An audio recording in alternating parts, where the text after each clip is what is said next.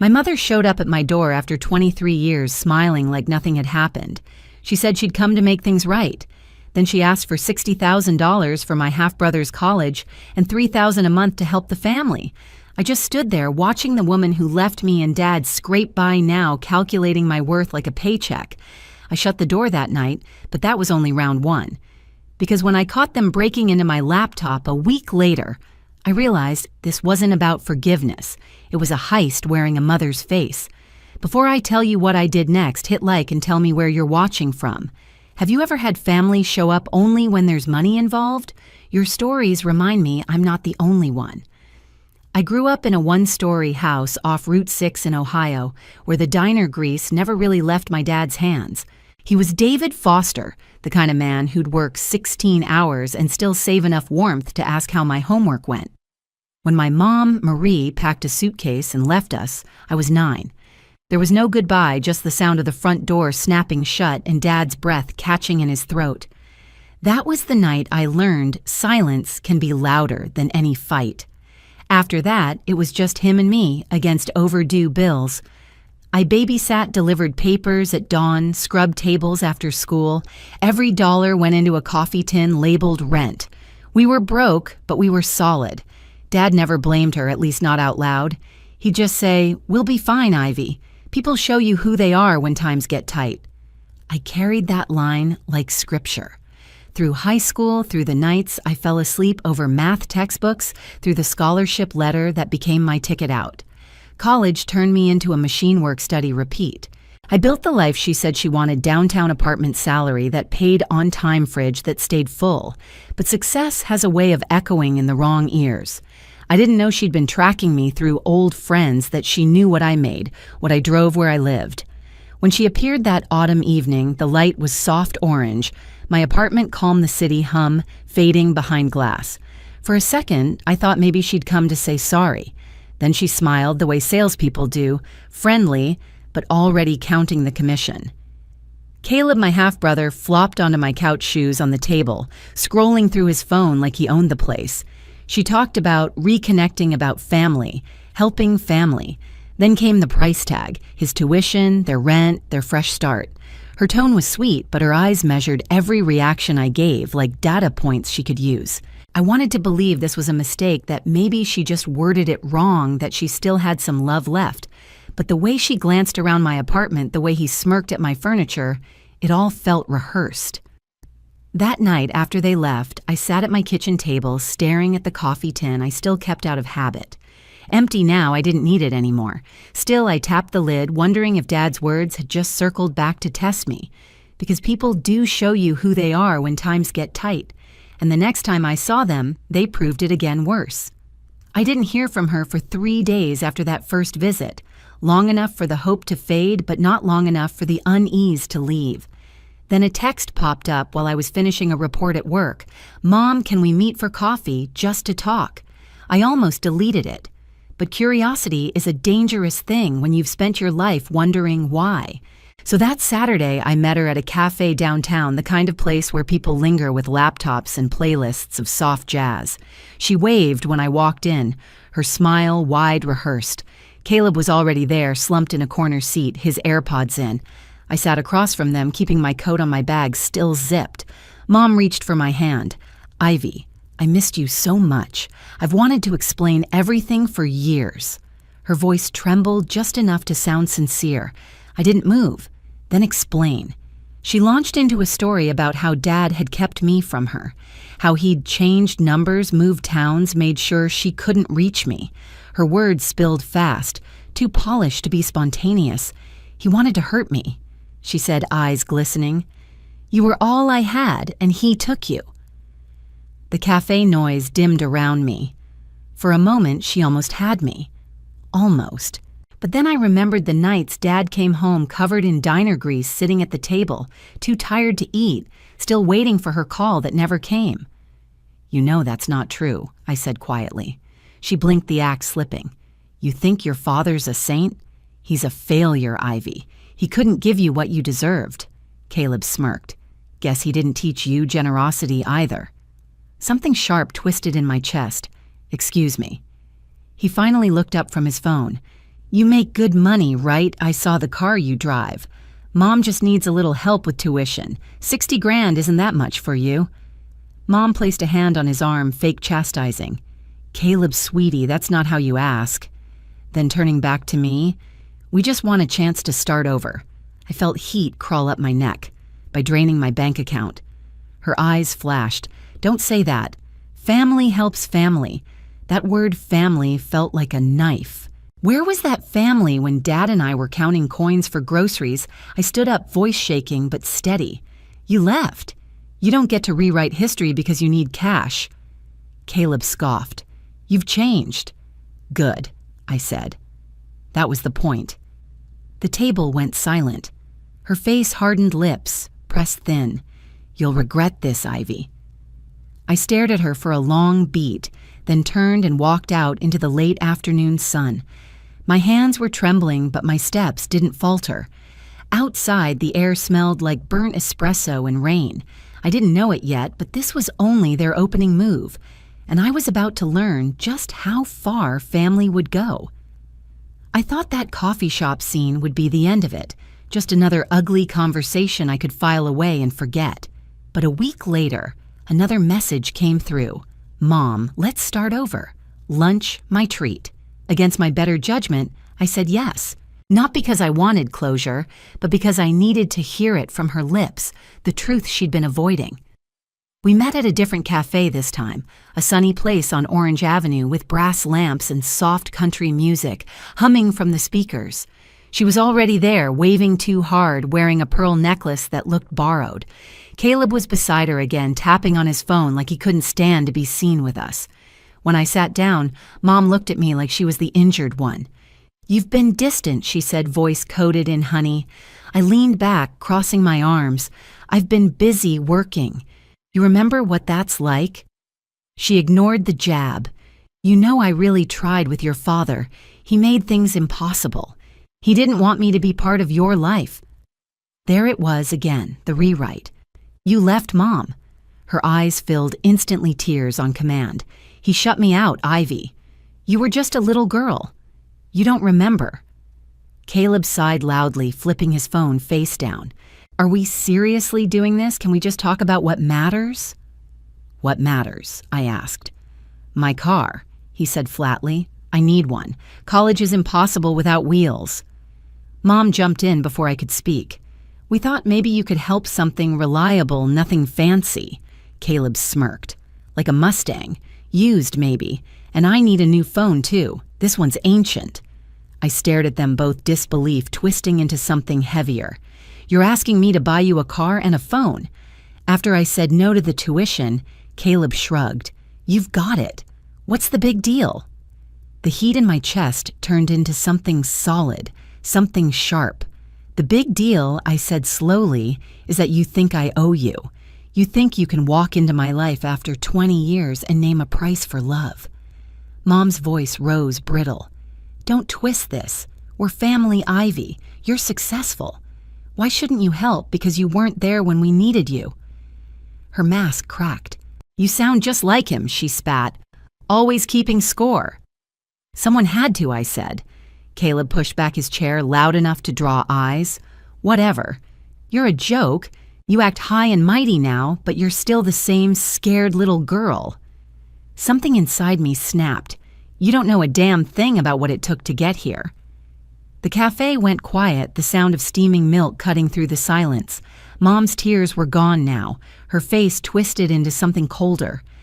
You'll regret embarrassing me like this. I stood grabbing my coat. No, you'll regret underestimating me. As I walked out, I caught our reflection in the glass door, me straight-backed and calm, her reaching across the table, eyes wide with fury. Caleb's phone camera flickered like he was already recording the narrative he'd tell later. Outside, the light had turned harsh, the Florida sun glaring off the pavement. My pulse was steady, but deep down, I knew this wasn't over. They'd come to take what they thought they deserved. Next time, they'd try to steal it. 2 nights later, I was finishing a late project when the buzzer on my apartment rang. It was past 9. I almost didn't answer, but then her voice came through the speaker, sweet, shaky, pretending. "Ivy, honey, can we come up just for a minute? My stomach sank.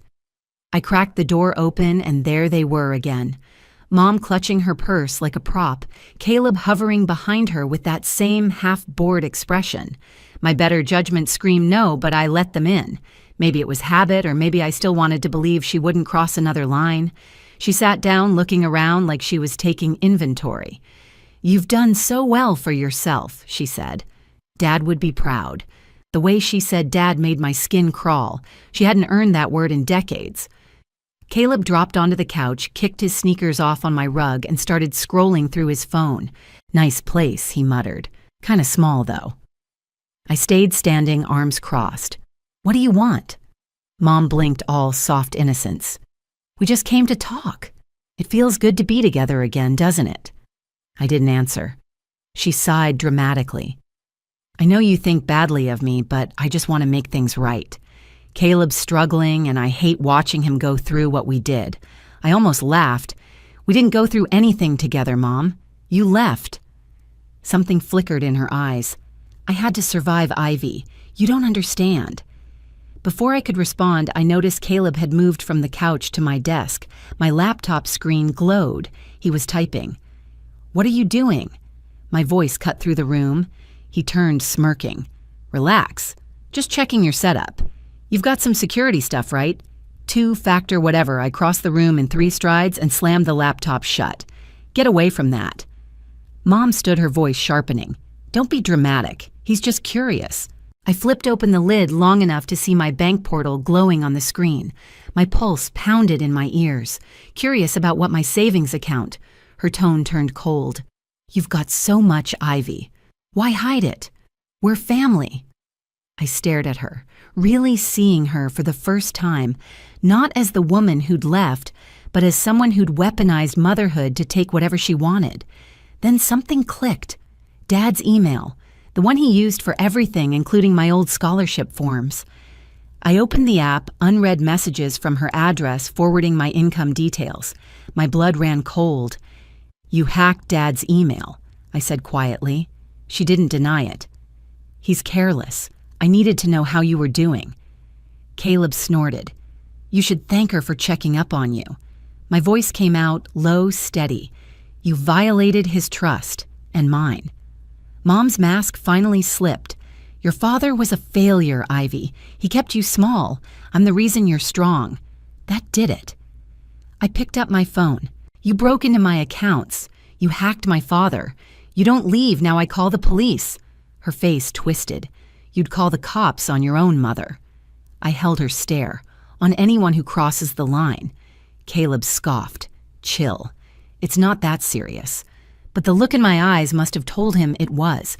They left in silence, the door slamming hard enough to rattle the picture frames. My hands were shaking when I turned the deadbolt.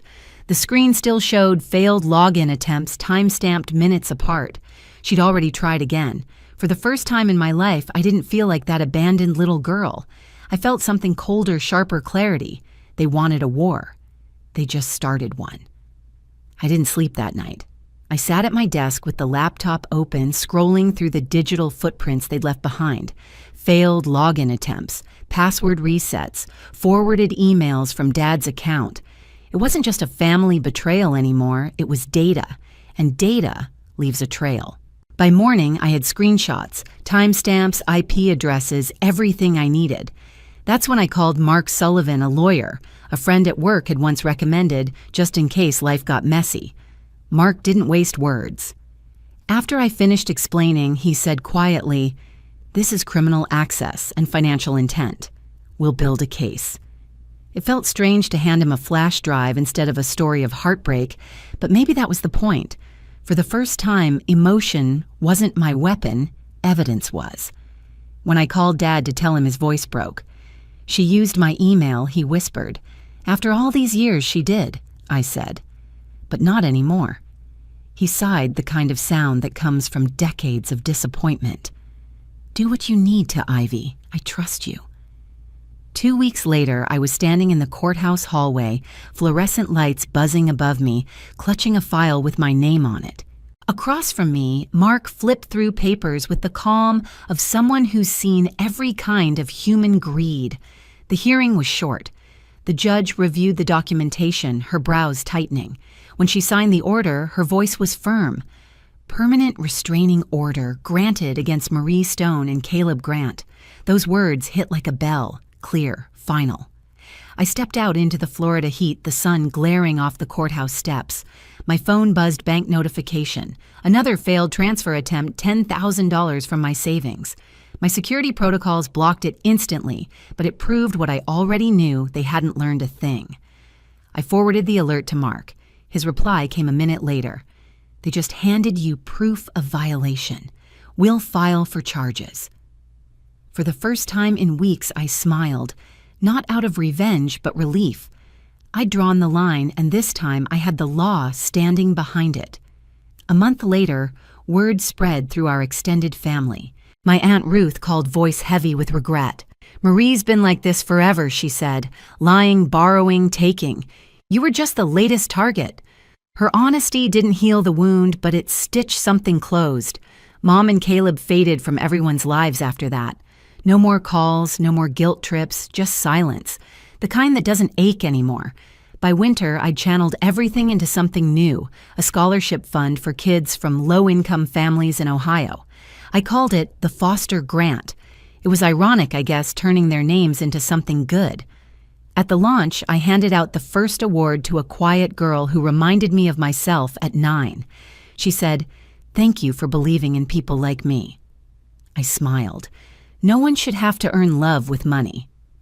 That night, when I walked home through the cool air, the city lights reflecting off the river, I realized I'd finally taken back what my mother stole years ago: peace. A year later, my life looked nothing like the wreckage they left behind. My apartment was still the same, quiet, sunlit, organized, but I was different. I'd stopped checking my phone expecting chaos.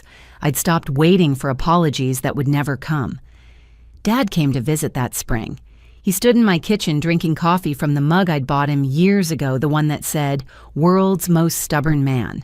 He laughed when he saw it, his eyes soft. Guess the apple didn't fall far. He wasn't wrong. I'd inherited his grit, his calm under fire. The things Mom once called weaknesses had saved me. The charity was thriving. Every month I got letters from students in Ohio thanking me for the chance to chase something bigger. One night, I opened a new email subject line. "You changed my life." It was from a teenage girl who'd used her scholarship to study data science. "I want to be like you," she wrote. "Independent, unafraid, and kind, but not stupid kind." I laughed out loud. She got it. I used to think revenge meant hurting the people who hurt you. But now I know it's simpler. The real revenge is peace, the kind they can't touch, can't steal, can't fake.